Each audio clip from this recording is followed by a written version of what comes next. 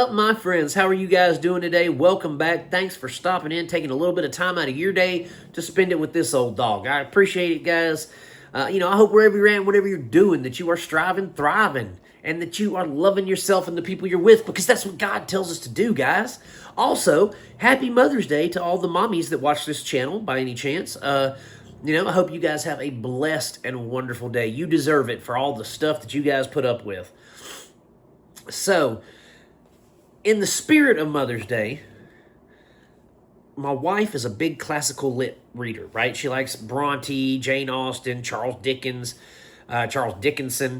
Emily Dickinson. Like, she likes all that Victorian stuff, right? It's not my cup of tea. I'm more of a fantasy Lord of the Rings kind of guy. A little bit of Drizzt Do'Urden, R.A. Salvatore. I'm a fantasy guy. That's the kind of books I read. But I, like her, hate it when someone deviates from the source material, or at least omits great chunks of the source material. It drives me crazy. So my wife, being a classical literature, connoisseur, if you will, it's Mother's Day, and she said, you know what I'd like to do? I'd like to go get some Mexican food and watch Anna Karenina, because she just finished reading Anna Karenina the day before Mother's Day. And she said, I really like Mexican food and Anna Karenina. I'd like to watch that. I said, you know what, baby? It is your day. We're going to do what you want to do. So I went and got us some banging Mexican food. So good. Shout out to El Patio in Keithville. And came home and watched Anna Karenina. Now, Anna Karenina is written by Leo Tolstoy. Same dude who wrote War and Peace. So he's a wordy dude. He's very verbose, similar to Robert Jordan. But there's a lot in this movie that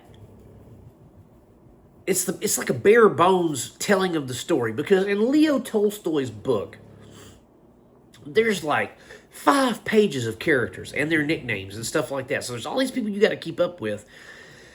Plus, Anna Karenina, even though she's not really like the main person, the story revolves around her, but she's not technically like the main person. And then people that she's supposed to meet in the book, she never really winds up having any sort of relationship with them.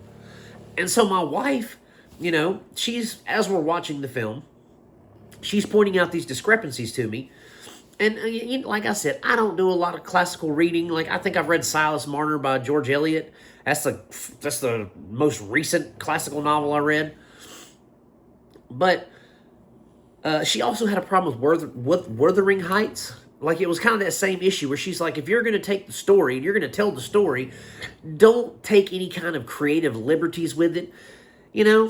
For instance, Anna Karenina, it revolves around like loss and faith and honor and religion and stuff like that. And like I said, they give you the very bare bones structure of the story. You don't have the interpersonal relationships to explore or develop. You don't have the searching for faith and the reinvigoration of faith from witnessing something. And in fact, our main characters in the book are a guy named Levin and Kitty. And then there's Karenina and Oblonsky, which is that's like their inner circle. But Karenina is Oblonsky's wife. She's having an affair with like a Russian socialite commander in the army kind of thing. But back then you didn't do that kind of thing, because like, it's one thing to screw around on your partner. They can like sweep that under the rug.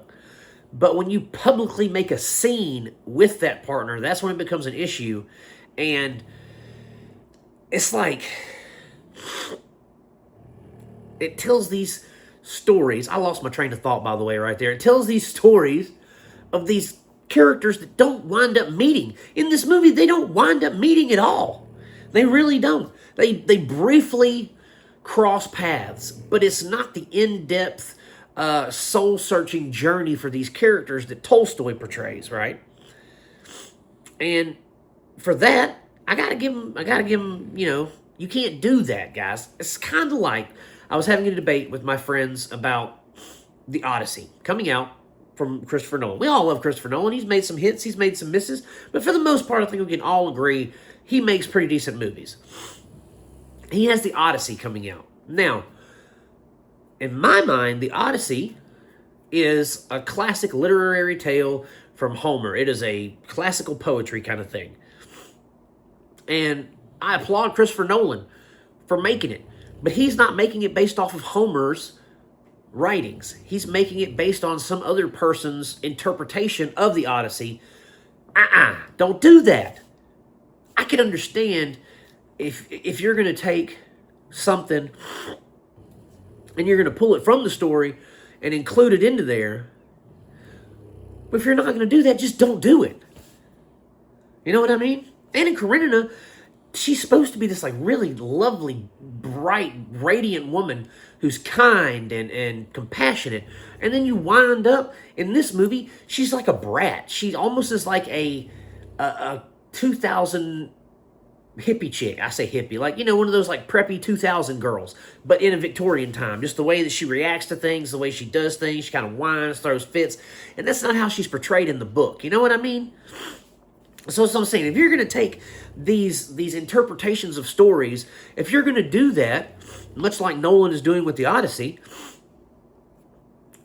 either use your correct source materials and flesh them out, or make it your own. You know, like you could have made this Anna Karenina and put quotation marks around it, or Anna K and put quotation marks around it, and you could have given us the bare bones story without us going, why didn't you put this in there? Why isn't that in there? Because it's your interpretation of it. And that would have been made clear from the beginning, then people probably would have responded to it better. I would have, you know.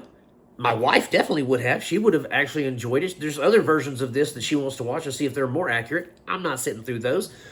But what I did see with Keira Knightley and Aaron Taylor Johnson, all those guys, was kind of a half-assed retelling, minus any kind of emotion, any kind of, I say emotion. There's no emotional connection between any of the characters. Everything feels forced.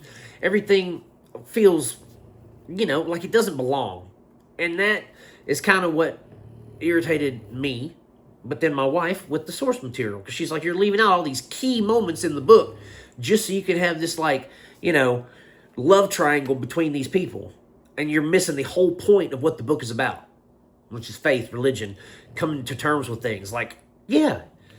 So Anna Karenina from 2012 is not the best adaptation to watch. It's got pretty people. It's got, bare bones story structure, but it has no depth. It's very surface level. And for that, I got to give it thumbs down. It's not good. But guys, thank you for hanging out with me. And again, I hope all you moms out there had a great Mother's Day, and hit that like and subscribe button for me, guys, because as long as you keep watching them, I'm going to keep making them. Peace out. God bless you guys, and I will see you soon.